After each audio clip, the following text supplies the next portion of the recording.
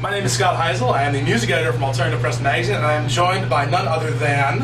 Andy Hull, music extraordinaire. That's music, not even musician extraordinaire, it's strictly music extraordinaire. All across the board. That's true. Andy Hull from the great band Manchester Orchestra, which we at AP are huge fans of, as well as the right away great captain exclamation point. Thank you. Very crucial to have the exclamation point. It is, as well as the favorite gentleman menagerie yes.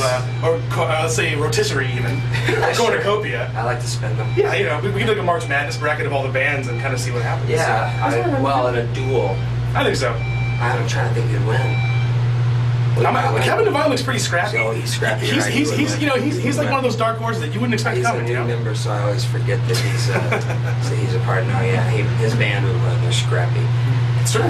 They are a goddamn band. They're goddamn. So we're at South by Southwest. We are currently riding up and down. And someone's gonna get on the elevator right now. Let's see who it is. Keep it going.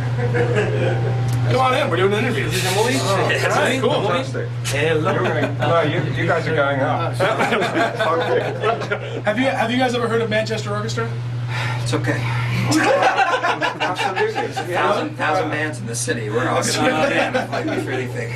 Yeah, I think You should meet him. I think I've heard the name. How do you do? This is Andy. Oh, we're going up now. Andy. Oh, now we're going. How do you do, Andy? This is a very fun experience, I think. So yeah. Yeah, great. So you're at South by Southwest. This is not your first time playing South by. You've been doing it for a couple years now. Yeah, 3 years now. 3 years. So how has the experience changed We haven't this been year? back in 3 years. You haven't been back? Yeah, no, we did it 3 years ago. So how is the experience different this time around than it was the first time? Running your own label. We have 7 bands here this week.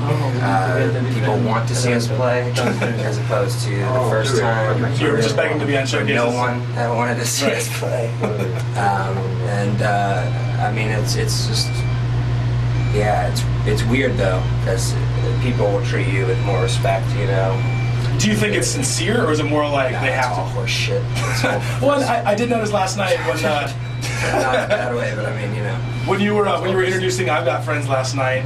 Of course, and I was totally guilty of this. I was pulling out my phone to thanks for riding with us, guys. Thank you, guys. I was pulling out my phone to Twitter about how great the show was, and as I was pulling out my phone, you said this song's about everyone in the room who is using their Blackberries right And now. you were on it? And I almost on it. I put it right away so people can see me.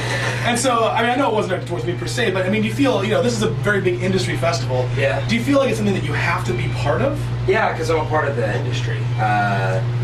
With running your own label, that's just kind of like what comes with it. So, but yeah, we've been lucky enough to have a team, a label that's partnered with us in Canvasback that just really lets us do what we want to do and allows us to, release records that we want to release and to,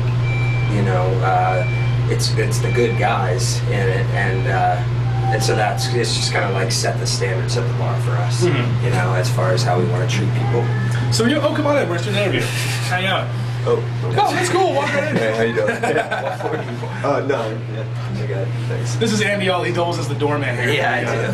Put the bill up. You can tip him later. It's cool. So with the label then, I mean, when you come to something like this, this year you have so many bands playing, what percentage of your brain is focused on your band and your music? You have 2 bands playing here, and what percentage of your brain is kind of focused on making sure the label thing is represented well? Yeah, there's 7 bands I have here. Right. Less about my own, I'd say, because that stuff's just job stuff. And Thanks for riding. It's like a normal, touring is just like what we do in the band, So the shows for us are just kind of like trying to keep yourself busy until you have to play, Okay. Yeah. But the other guys, it's exciting to see bands like All Get Out and Kevin, and we've got some killer bands, Low Brothers here this week, and Harrison Hudson and Winston Audio. There's just great bands, and they're all bands that I think deserve every single shot we got, and if they were given that shot, I think we'd be succeeding further than we have. So, what is it you think that differs between luck. your music and just pure luck? I'm better than them, man. No. We have it on camera. Well, you do have a nicer beard. I didn't want to talk about the beard. Yeah, now that would be a good thing. That is the cover. Yeah. That is what I would call a Listen, you can get off this elevator anytime. I want to congratulate you floor. guys on Band of the Year. That was a great selection. I saw your all-time low tattoo. It's a nice little chest piece. That's good. So, hey, so your beard, which I would qualify as fierce. None of those guys can grow beards in that band, right? Okay, so they're like 13, I but that's picked fine. beef with the cymbalists that spin like a half an hour Did ago. you really? I'm just trying to start shit at That's cool. Is that SXSW. like a 50 Kanye thing? Yeah, You should, yeah. you should find out what bands have a record. Actually, you know what? No Effects' record comes out the same day as your record. You should start a feud. There's no possible way I would start a feud with Yeah. that. I was feeling like you'd be totally into it, you know? I will just pick on like little guys like you know, and then the I don't know if they're that cymbalists, little. They're art school. Yeah, right. School guys. Oh, come on in. We're just doing an interview. Hang out. All right, guys. We'll make room. Sure. Sure, crap. Come in. What floor? 12, please. 12 it is. But do we need a key for 12? No. No, we just have to go. What band are you guys in? Manchester Orchestra. I'm Metallica. Weekend. We're playing tomorrow night at the what's up at your Stubbs. Oh, there you Yeah. go. Yeah, I forgot. Whatever. Sweet. You know, Lars doesn't tell me these things. I'm the touring keyboard player. So Man, tell Lars Kirk I still have that Herpes? mental seating here. Right. That's cool too. Well, welcome to your floor, guys. Oh, thank you Thanks. very much, gentlemen. Thanks for hanging. Had a good time. Too. So, Manchester Orchestra has Mean Everything to Nothing coming out April 28th. April 21st. 21st. They Yeah. moved up a week. No. It didn't? I think it's just always been the 21st. We were told April 28th. All right. We're Well, getting to the bottom of this. We Either will. way, We'll whatever. be back. It'll leak in like 2 days, and then we're gonna steal it as anyways. Right, yeah. Is that something that you're worried about? The Not idea of leaking really. records? You don't care? I care if it was like a month ago, but I mean the record's coming out in a month. I'm surprised it hasn't already. I don't want it to at all. I think it ruins it, but Well, that just happened recently too with Kevin Devine. I know that record was also coming out. I think the same or the week after yours, I guess. on my label. Yeah, on your label, and that leaked very early. And it seemed like there was a lot of people who didn't really, you know. I guess what's the take There's as both? drama, right? Right. What's the take as both an artist and a label I was owner? with Kevin when it happened, and we were both like, well, man, at least people want it. And at the end of it, it's a shitty situation, but at least people want it. And we didn't sign it for record sales. We didn't sign any of our bands for record sales. We're signing them for Good looks. their looks. And we're signing them for the fact that we believe that they're artists that are going to make a difference. And it's about growing the artist, not about growing your wallet at this point, you know. So everything we're doing is going straight back into the game. And So that said, then if you do enjoy the band, you should support and buy the records. That way you can put out more records by good bands. Yeah, man. There's a circular logic and there. come to So. the show and buy a T-shirt. I really don't care if you buy our record. Just go buy a T-shirt. Don't tell your label that. I've already told you. I'm sure that went over very well with them. So I mean, you know, we're in an industry now where first week sales are not influential in the size of your band, and they're not I mean, Kevin Devine won't sell as much as 90% of this festival will sell records, but he'll outdraw all of them in every market in the U.S. And it's like, you know, that's something that has to be recognized and talked about, and it's true. I mean, it's it's just a fact, but it's good. It's good to be underestimated. I like being underestimated. That's where I think we're all strongest. You know. well, I mean, there's definitely a lot of, but it's interesting talking about underestimating, which I think you were on the last record. People didn't really know who you were, and you kind of gained a lot of bands last on you. You got a lot of great tours. This time, I think there is a level of expectation. Now, did you go into But making still the don't record? underestimate it. You know, like Okay. did it sound the way you thought it would sound? No, Right. it sounded way ballsier. Yeah. As I would say, as I was describing the record earlier, I describe it as quote a beast. Yeah. That's how I think of that record. Nasty little fuck. It really Yeah, is. it's we tried to make it sound like Pinkerton, and then we kept telling people that's what we wanted it to sound like, and they just like didn't get it until they heard it. And it's like, yeah, we really just wanted it to be chunky, and it was cool. I mean, Matt Sharp from Weezer came in to Really? former Weezer, the only one who's never done wrong in Weezer. That's true. He came into the studio the last night we were mixing and listened to the whole record. It was like, Had you met him before? Or? Oh, man, it was What like- brought him there? He Chicarelli, our producer. Really? Yeah. That's very cool. So he came in. Come on in. He came in and brought in Matt, and we listened to the whole record full through. And Matt was like, "This is fucking amazing." Did you have like any kind of weird like freak out? Like, oh my god, it's Matt absolutely. Sharp moments. Yeah, absolutely. Yeah, I mean, it's like a childhood hero. It's funny you say childhood hero when you know. It's, But he was. Yeah, I mean, it's Blue 12 Album years came out ago. when I was 7, so you know, it's like it was a childhood hero. So you think there'll be any chance of a Manchester Orchestra Rentals tour in the future? Because I know they're doing a lot of new music right now. They're doing a big year-long project. I think, Robert wanted was going to write with, was going to try and write with him. They're, Really? I know that they have a new record coming out. We met them though, I guess, because Joe Chicarelli had worked on, mixed a few Rentals records and whatever. But No, I think we just were possibly might be trying to do the Get Up Kids. Really? Really? You heard it here first on allpress.com. Yeah, there you go. can't put it in the interview unless you want Ellis to beat your ass. Andrew Ellis, he's a very friendly man. Sweetest man in the world. He's certainly, sometimes. Full of charm. Come on in, we're just doing an interview. Hang out. Oh, perfect. Perfect timing. Well, don't mind us. How you guys doing? Good. I got my video camera too, so you know. Sorry, you start filming. Have you ever heard of Manchester Orchestra? Stop fucking asking people. No, but I'm really curious about it. Because it's my band. This is my roadie, and I wanted to. Oh, you guys, sweet. yeah, Well, People do ask me a whole lot. Well, since more you're being about interviewed it. anyway, so tell me about the band.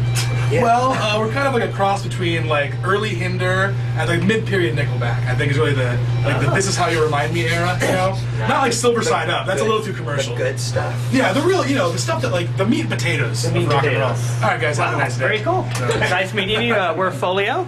www.folioband.com. There you go. Take care. There you go. There you go. All right. So yeah, it was cool. But yeah, no, that's what we're. That can't be announced yet, but that's what we're. We'll bleep it out on the video. I'm thinking we got asked to do it, and it's about, I think it's the only band I'd open for. Well, I was gonna say, yeah. Speaking of, let's talk about Dream Tours. Are there any other bands that you'd kill to open for? No. What if Weezer called you nowadays? Like, Yeah, Weezer Weezer's the only one. Okay. Weezer's the only one. We So had are you still, like, we have you had stuck a through- conversation last night because they was like, what about because our manager was like, no, you wouldn't. No, you wouldn't. You would like open for more. And he was like, what if Modest Mouse? He was like, I wouldn't want to do that. Death Cab, I wouldn't want to do. I mean, because it's not fun to open for big bands unless Right. they're brand new. That's it, really. Okay. Because none of the kids come. Right. And it's boring. Right. It sucks. Everyone's out getting a hot dog when you're Oh playing. yeah, I'll tour with brand new anytime in the world because that's fun. But I mean, unless it's a band that's like something like that, something nostalgic like a Weezer, like a Get Up Kids. We did the Saves the Day. I mean, you say anything. Those are all bands that are a part of your world, and a part of our world, but aren't in a weird way. They're I don't know. I think they're cut above. Honestly, I think they're just terrific writers in general. And, there's a lot of that to be spoken for as well. So we don't like touring with bands that we don't know very well, and we're going up. We've never been this high. Oh my God, we're going. We should just get out. We should explore. No, because I gotta do a thing in like 10 minutes. Oh, we're going above. Oh my God, where are we going? That's what I'm saying, dude. Oh, look at this. Get a shot of that. We are officially on the highest floor of the elevator. Come on in. We're just doing an interview. You guys are back again. We've never been up this high. This is insane. Why don't you go to the pool? Oh, there's a pool up here? Yeah. Oh, we should have a pool Because session. we couldn't get up this high. We hadn't been Yeah, past like 12 we're not and important all this enough. Get out. Well, you should go. That's lovely. Beautiful. Maybe next time, maybe we will. So maybe next year when you return to Conquering here in South by Southwest, Yeah, and you're maybe. headlining over at Stubbs, That's the right place for the interview. It makes you look rich and good looking. Yeah, this is my He doesn't need any help with the good looking part. Let's be honest. So last night at your show that you played, you played entirely new material for your set, which obviously is a bit of a risk. As you said, the record hasn't leaked yet. Kids largely don't know. There might be a couple Man, I'd songs, say live videos. it's more of a risk to play the old stuff than Really? yeah. Why do you view it that way? Because we wouldn't play the old stuff well. Because we haven't played it together in like 6 months. Was that the first time last night that you played most of those new songs? No, we've only played new songs since we made the record. So, Okay. and we'll of course play old songs on the tour. But I mean, like we're here, we have a 45-minute set. Like people want to come and see and hear the new record, or if they don't, they can leave. Good point. Very excellent point. Let's get out of this All right, hot well, ass elevator. as we're on the ground floor, it's time for us to leave. So I have one more question for you. What do you think the future holds?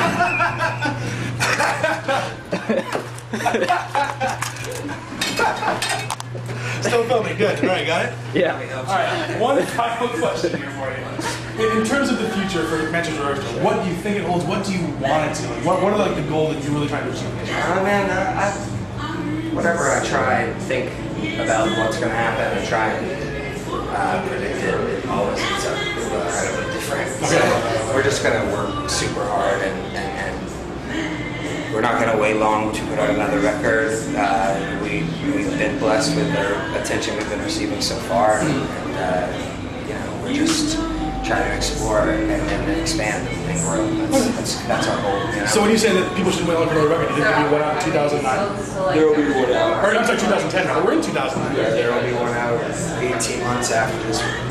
All right, come hell or high water. You heard it here first on AllPress.com, and we can announce that. All right, well, thank you very much, Andy. It's been my pleasure. Thanks, man. It certainly has, and we will see you guys on tour. Awesome. All right, ManchesterOrchestra.com or TheManchesterOrchestra.com. The Manchester Orchestra. TheManchesterOrchestra.com. Go there. Whoever owns ManchesterOrchestra.com, sell it back, please. Come on, don't, just give it back. Just a penny. So, all right, and Scene. yeah, and scene.